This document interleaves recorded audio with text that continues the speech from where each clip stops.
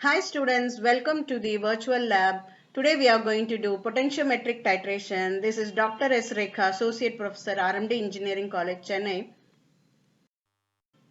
Aim of the experiment to determine the strength and amount of ferrous ion present in the given solution potentiometrically. So chemicals required. So we want FAS solution, ferrous ammonium sulfate solution, dichromate solution and dilute sulfuric acid. Apparatus required, beaker, pipette, burette, wash bottle, electrodes, calomel and platinum electrode, and potentiometer. Let us see the electrodes in detail. So this is how they look. One is on left hand side we have calomel electrode, another one is platinum electrode. Let us see a closer view of platinum electrode. See here the platinum foil. This is 1 centimeter versus 1 centimeter platinum foil. Generally we use 0.5 centimeter versus 0.5 centimeter platinum foil. This is shown for you for better understanding and better look, and connected to a conductor so that you can collect the current. Okay. So calomel electrode, it's a combination of different chemicals. So here we have a diagrammatic representation of how a calomel electrode is formed. So we take liquid mercury, over which we take mercurous chloride paste, which is a insoluble material. So we make a paste of mercury and mercurous chloride. So we make a paste here, and over that we add KCl solution. And here in between we have platinum wire as a current collector. So this combination is set up in the cell form, electrode form. See how it looks unique in the electrode form. So these are the things in it: mercury, mercurous chloride and platinum wire with KCl solution. Okay. Simple procedure: burette solution, potassium dichromate solution, pipette solution, 10 ml of FAS, electrode, platinum and calomel electrode is used here. 10 ml of dilute sulfuric acid is added to the solution because it is catalyzed in the acidic medium. Add 30 ml of water to the solution. Immerse the electrode into the solution and connect it to the potentiometer. Carry out mechanical stirring. Titration: 1 ml of addition of potassium dichromate to the beaker solution. So for each ml of addition, stir the solution and note down the readings. Endpoint: steep jump in potential at equivalence point. Record 5 more values after the endpoint. Draw a graph between voltage and volume of potassium dichromate, as well as draw a derivative graph. From the graph, find the endpoint. Equivalent weight of iron is 55.85. The simple procedure will get completed only by drawing the model graph. So let us draw the model graph. So this is plotting potential versus dichromate, and this is plotting delta E by delta V versus volume of dichromate. Now fill the burette with potassium dichromate solution.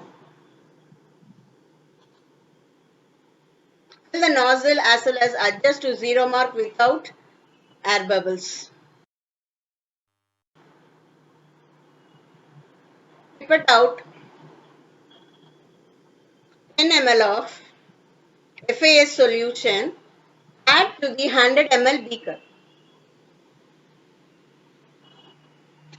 The FAS solution is light green in color. To this solution, add 10 ml of sulfuric acid.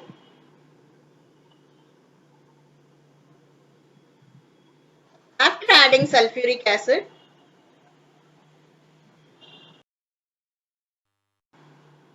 add 30 ml of water.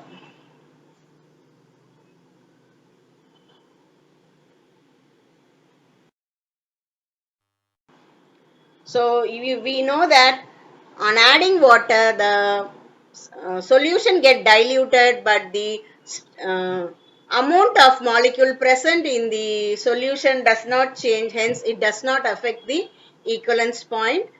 And why we dilute the solution? For complete dipping of the electrode and as well as avoiding the volume correction. Titrate. So with add 1 ml of potassium dichromate, stir the solution, take reading. Now repeat the above steps every time for adding 1 ml of dichromate. Okay, note down the values. Potential value increases gradually. If you are doing correct experiment, then potential value increases gradually. If it is not increasing, then you would have not added sulfuric acid. Check whether you have added sulfuric acid. Okay, so it increases gradually. Endpoint, a steep jump in potential is observed. Okay, suddenly potential jumps to a higher value. So that is your endpoint. So after the endpoint, take 5 more readings. That is, dear students, up to 10 ml of potassium chromate addition. Please take the reading. Let us simulate the data and get the titer value. Let me click the get titer value button. Batch 1 students, note down the value here. So for 0 ml it is 316 millivolt. For 1 ml it is 330 millivolt and on up to 10 ml which is 671 millivolt. Here you can see at 4th ml it is 392 millivolt. At the 5th ml it is 615. Almost around 200 millivolt jump we can see. So this 200 millivolt jump is because of the endpoint. So since it has arrived the endpoint, so there is a huge jump or the steep jump. So this is called as the steep jump here. Okay.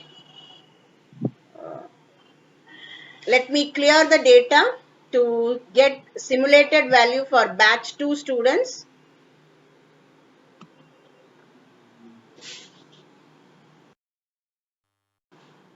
Yeah.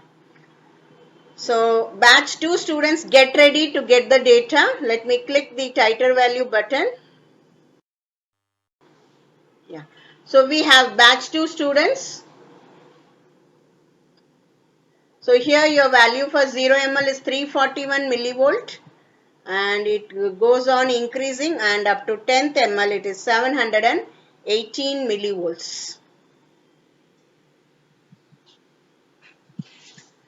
So copy down. You can pause the video and take down the values. So let me clear the data. Yeah. Now batch 3 students, get ready to get the simulated potentiometric value. Yeah.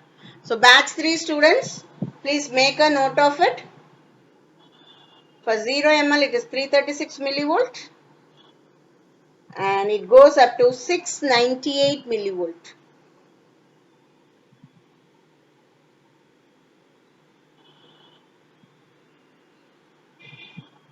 So let me clear the data.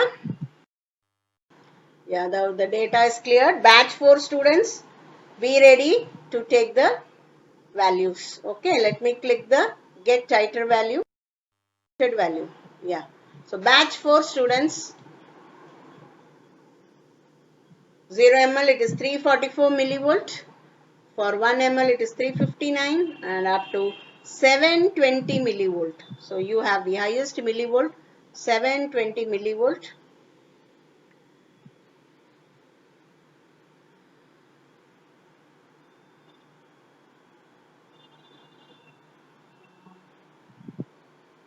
Let me clear the data.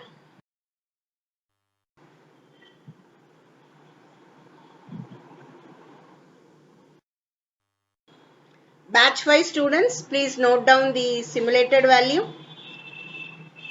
0 ml it is 336 millivolt and for 10 ml it is 701 millivolt. Please make a note of it.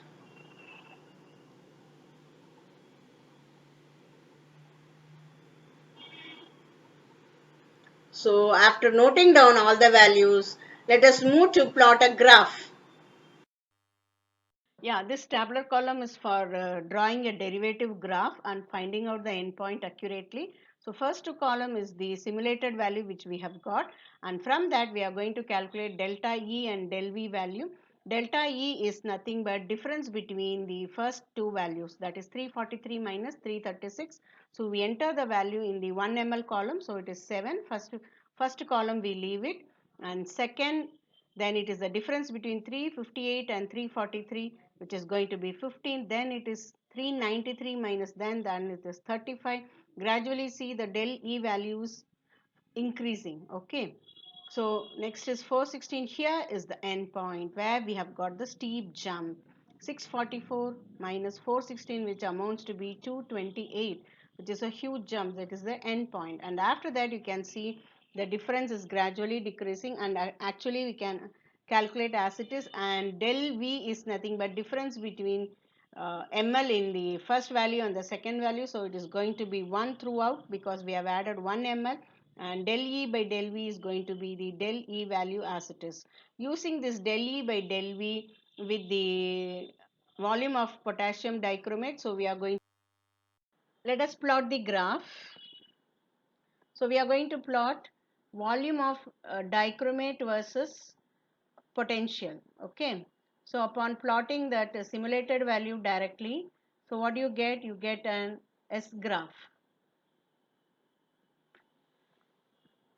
From this also you can find out endpoint. And now here we have another graph where we have calculated delta E by delta V versus volume of dichromate. If you plot it, we get an inverted V graph. The highest peak shows you the endpoint.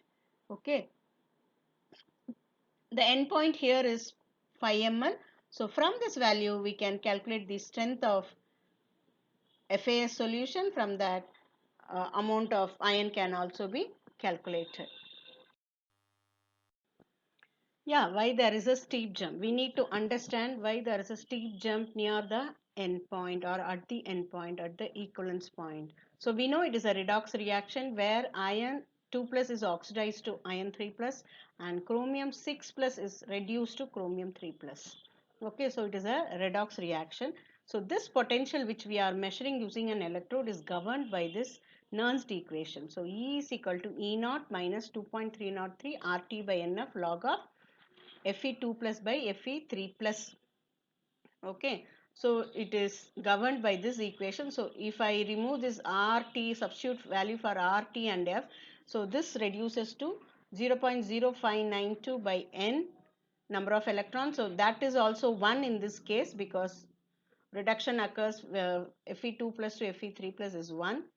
Okay, and log of iron 2 plus 2 ion 3 plus state. So now how this will vary? So the potential depends upon the concentration of the ratio of the ion. So now if there is a 10-fold change, then there is 1 unit change in the potential. Because it is a logarithmic scale, we know log 10 is equal to 1. There is a 10-fold change in the concentration, then there will be 1 unit change. That is 1 unit change. This one, if I take it as millivolt, as voltage, then roughly I can say 59 millivolt. That is, I'll round off to 60 millivolt. So 10-fold change in ion concentration will shift the potential to 60 millivolt if there is a 10-fold change. Okay, so near the endpoint, the change in concentration is so quick that potential jumps to a higher level. Okay, so that is the reason why near the endpoint the potential is showing a steep jump.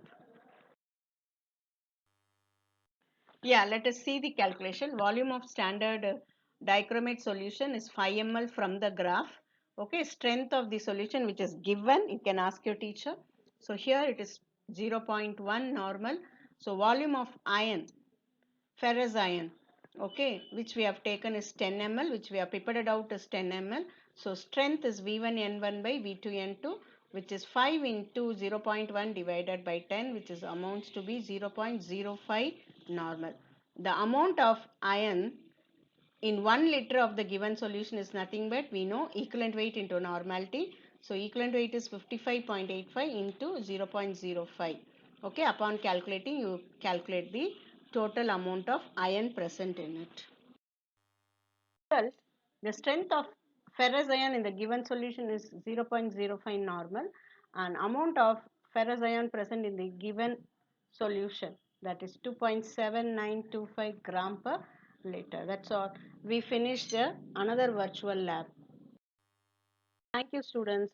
Hope so you followed and understood the experiment very well. Let us meet yet another experiment. Thank you.